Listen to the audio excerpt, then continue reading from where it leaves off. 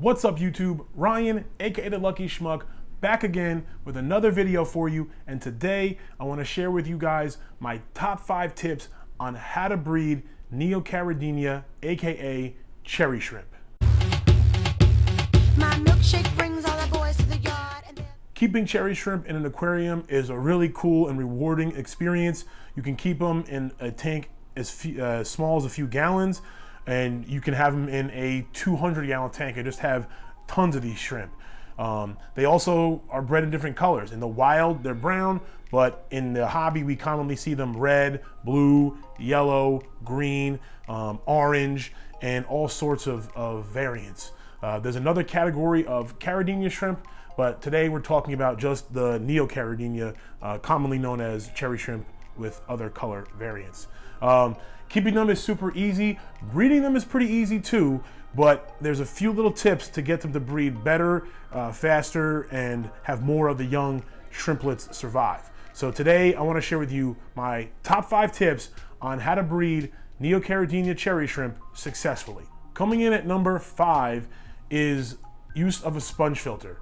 Now, no matter the size of your tank, I'm assuming if you're keeping cherry shrimp, they're probably gonna be in a few gallons, usually up to like 20, 30 gallons or so. Even if it's in a larger tank, I'd recommend the use of a sponge filter. They don't need a lot of flow, and the sponge filter not only acts as great biological filtration, and remember, cherry shrimp aren't producing a lot of waste, so you don't need a lot of mechanical filtration, but that sponge not only serves as good filtration, it's also a feeding ground for them. And if you ever kept shrimp, you'll notice that your shrimp are continuously, picking at little things. And if you have a sponge filter, they're gonna be picking on that sponge filter and eating off it all day long, which is great for them. And one of the things you can really do and mess up the breeding is to overfeed. You might promote snail growth or just poor water quality. So instead of overfeeding, having something like a sponge filter will give your shrimp something, more area to feed off of constantly, which will help keep them in better condition for breeding. My number 4 tip for breeding cherry shrimp with success is to keep live plants and wood in your tank, essentially making an ecosystem.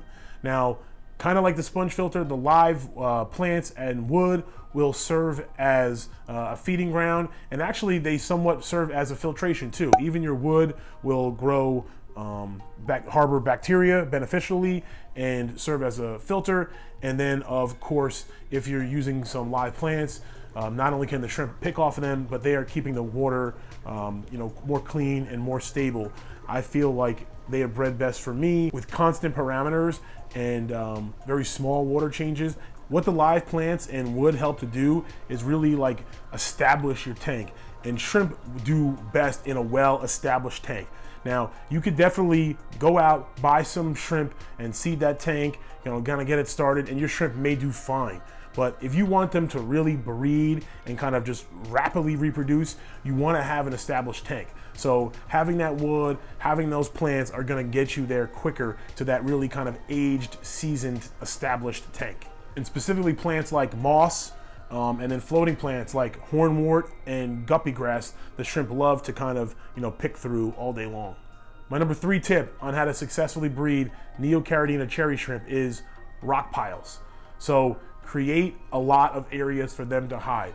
So I recommend using rocks, not gravel, but like medium-sized rocks. Whereas once you kind of escape them, it still gives the shrimp plenty of areas to kind of go in and out. Once again, you're creating surface area for bacteria and food, but you're also creating safe spaces for these shrimp, especially once they get buried and pregnant, to kind of go and feel safe and release the babies. You can accomplish this with things other than rocks. I mean, you can use different pieces of wood and stuff, and there's crevices and wood, but I found that having piles of rocks just give them almost an infinite amount of area to kind of explore. My number 2 tip for how to successfully breed the Neocaridina cherry shrimp is have hard water.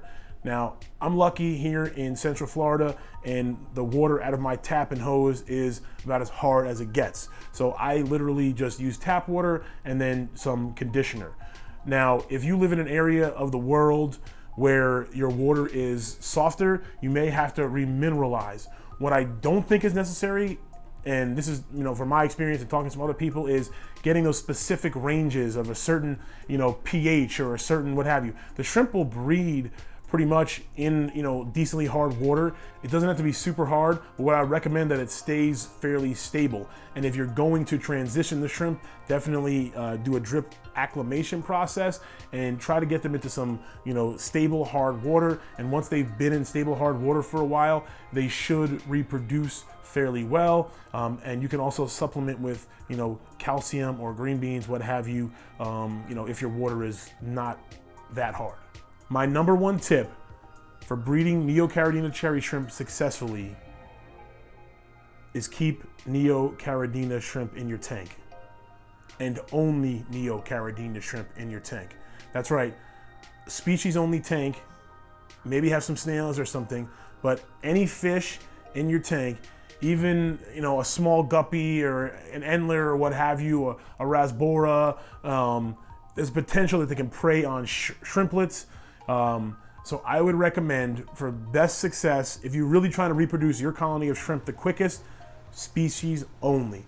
It may not be what you want to hear, but it's what you need to do for have the highest success rate. Like I said, you set up your tank, if it's a 5, 10, 20 gallon, and I've had most success using at least 10 or 20 gallon. If you want to see that, those shrimp reproduce at a decent rate. But I don't care how peaceful the fish is, there's always a chance it's gonna pick off those baby shrimplets. They are super, super tiny, and it's prime fish food. Now, your fish is gonna get a great snack, but your shrimp population isn't gonna be what it is. Now, if you have densely populated areas, it can be done. By all means, you can breed cherry shrimp with other fish in the tank. This tank right here has a healthy population of a few dozen cherry shrimp, and there's a gourami that patrols this area quite frequently. There's also a cherry barb in there. Not the most aggressive fish, but I'm sure they'd pick off some shrimplets from time to time if they had the opportunity.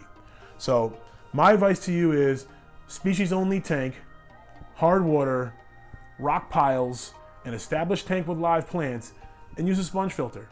Hope you guys learned something. I hope your shrimp start breeding like crazy if they haven't already, and I'll catch you guys in the next one.